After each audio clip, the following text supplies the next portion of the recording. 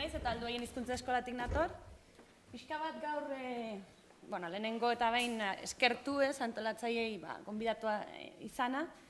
Eta pixka bat ikustea gure lana zein dan alor honetan. Hasteko, pixka bat enpresen nazioartekotze prozesu horretan edo hizkuntza zen garrantzitsua direnez eta guk zenolako laguntza eskaintzen digun hortan. Hasteko eta behin, gu ere eredu garen enean, zegu enpresa bezala eta langile guztiak eta euskaldunak eranez eta barne komunikazioa euskeraz egiten dugunez, baina ez euskeraz bakarrik, elebidunak gehiengoak, hiru eledunak ere bai, hau da ingelesez ere komunikatu behar izaten dugu badituguelako lankide asko, eta orduan, horrek duen garrantzia hizkuntza gaitasuna zehaztea enpresa batean, hau da politika batzuk izatea. Zergatik, aurkitzen duguna gehienetan izaten da enpresa askotan, ez dagoela pertsona bat gai hau eramaten duen, hizkuntzaren gaia eta bar. Orduan, premiazko gauza izaten da hori definitzea.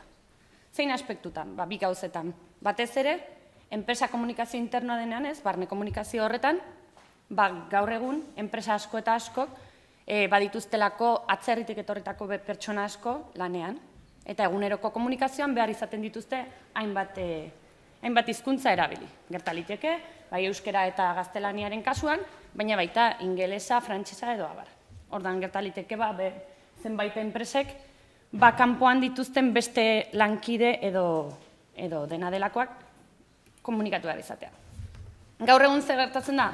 Egoera zail badago ez da, ekonomikoki, enpresa asko gure mugez bestaldera joan behar izan dute, eta horretarako produktu eta zerbitzuen globalizazio honetan hori ere behar izan dute landu.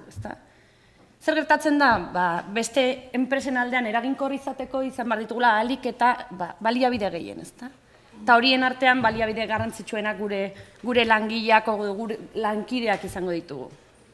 Ordan gauden tokian gaudela beste enpresa batzuekin lankidetza eta negozio sare hori egiteko ez da bakarrik beharrezkoa pertsona horiek hizkuntza hori ezagut dezaten. Baita ere, hango kultura eta hainbat gauzare. Orduan, lan hori handiagoa da. Ez da bakarrik orain arte izan den bezala, langile baten batek badaki ingelesez edo frantsesez eta hari emango diogu lana dena egiteko. Orduan, horretarako, gaur komentatu da aipatu da lehen ere bai, hemen ondoan dagoen languneko kide bat, guk bazkide garen enean ere, hizkuntzen industriako arloko Euskal Herriko enpresen elkarte bat da langunez, eta duela gutxi pasaden iraiaren 14ean, Euskal enpresetako hizkuntzen erabilera eta kudeak eta trebakuntzari buruzko egindako ikerketa baten emaitzak aurkeztu zituzten. Horien artean, garrantzitsuenak izan ziren, enpresek duten eta profesionalek duten honekiko zer sumatzen duten, ezta? Eta gauza interesgarriak sortu ziren, alde batetik euskerari dagokionez, eta baita beste hizkuntzei dagokionez. Ia da enpresen aldetik, eta baita profesionalen aldetik, guk enpresa bezala lagundu genuen horretan, gurekin ikasten duten profesionalen iritzia jasotzen, badago pertzepzio bat enpresan badela maila oso ona hizkuntzei dagokienez eta komunikazioan. Baina gero egia denean ez da hain ona izaten, edo ez da hain nahikoa izaten. Orduan, batez ere bi gauzatxo komentatzearen, egia da oraindik ere ingelesa ez dela gehien eskatzen dena, eta trebakuntzan esportatzeien artean, 70% eskatzen duen trebakuntza izaten da ingelesaren inguruan, gero pixka bat frantsesa eta alemana banatzen dituzte, eta euskararen inguruan gertatzen da gauza kurioso bat, esportatzaien artean ez dagoela eskaera hundirik, badirudielako ez dutela beharrik edo ez dutela nahirik edo, naiz eta barne komunikazioak garrantzitsua diren, baina bai zerbitzuen inguruan, eta alderantziz gertatzen da zerbitzuekin, zerbitzuen kasuan, ez dute pertzepzio hori izaten kanporako mundu horretan, ez beste hizkuntzak erabiltzeko, baina bai euskararen harreman inguruan. Esan beharra dago ere bai, euskal eleteak direla transizio egoeran dauden horiek, eta kostatzen ari zaiena gehiago kanpo merkatuen eta barne merkatuaren artean, eleaniztasun hori nolako garrantzia duen jakitea. Orduan, oraindik ez dago barneratuta, esan dudan bezala, oraindik ez daude pertsona horiek trebatzeko politika batzuk, ez da enpresak dituen beharren araberako politika hori.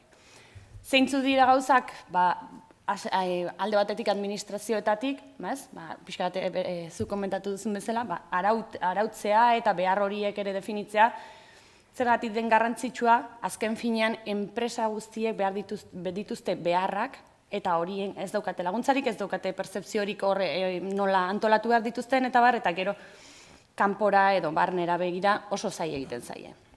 Orduan, gu adibide bezala, esan dugu, gure buru hartzen dugula ez, gure enpresan bertan, 40 urtetik gorako esperientzia duen enpresa honetan, hizkuntzen inguruko irakaskuntza eta azterketan gu ere barnean gaude eta gure komunikazioa ere landu dugu hortan, bai dokumentazioa giri eta barretan, elean hitza izatean eta baita barne komunikazioan.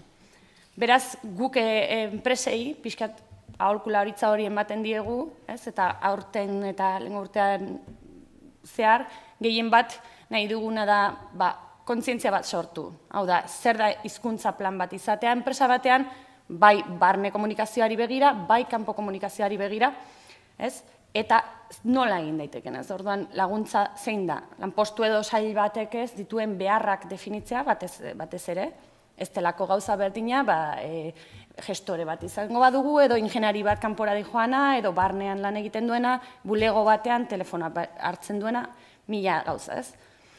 Prestakuntzaren programazioa, zein izango den helburua, enpresek askotan ez dituzte helburu zehatzak izaten, honi dagokionez, eta hau izaten da kajon desastre ditzen dena, ez dakitzen bat diru jartzen dugu formakuntzarako, baina kursoaren bukaeran, badira pertsonak 3 edo 4 aldiz egin dutenak kurtso berdina 4 urtetan. Eta orduan ez dakigu pixka bat horrek ze jarraipen duen, ez da zertan gastatu dugun diru hori eta zertarako balio izan duen, ez da? Orduan, emaitzen azterketa, eta itzulpena, itzulera hori enpresak jaso duena etekintsua izan den, baliozkoa izan den, eta batez ere hori. Ni gehiagin luzatu gabe, pixka bat promozioa, gure ikastaroak eta gure aukera pila dauzkagunak, beti ere esan hori importanteena enpresen inguruan izango dela, definitzea helburuak eta horiekin lan egitea. Eta besterik gabe, horixe besterik ez. Mila esker.